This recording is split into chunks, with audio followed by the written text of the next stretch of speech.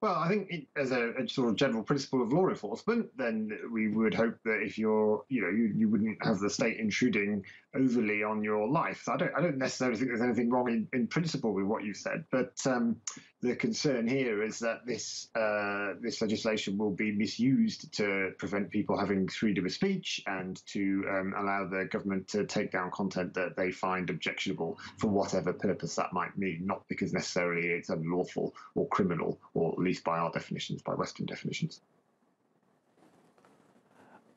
Is there a worry that this is a sign of things to come for the rest of the world, that possibly more liberal, open political economies might employ these kind of methods, even extending to what's happening in China at the moment, which is building up sort of social credit profiles of its citizens, partly based from online information?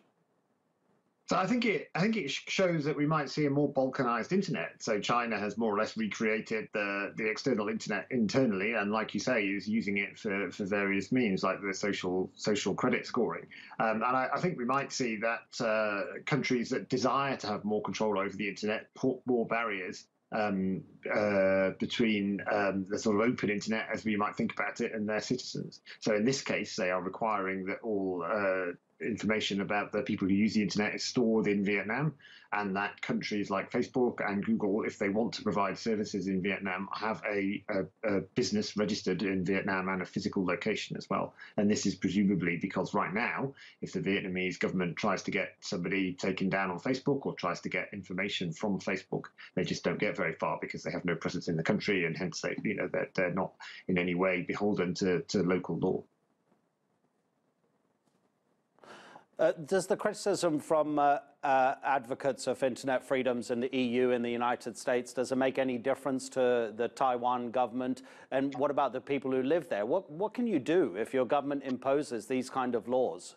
So many people use the internet every single day for all sorts of reasons, whether they be personal or whether they be business reasons. You might not have a choice but to comply with the requests of your government.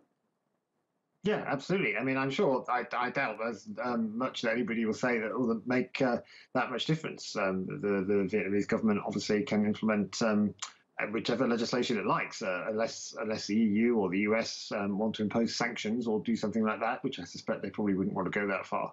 Then there's little they can do. And you're right.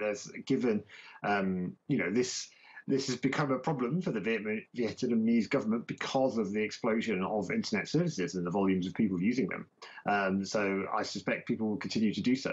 Now, there are things people can do if they are really concerned about privacy, but equally in a relatively authoritarian environment, just taking measures to protect yourself can mark you out as a person of suspicion, or a suspicious person, even if really you're just trying to have basic privacy.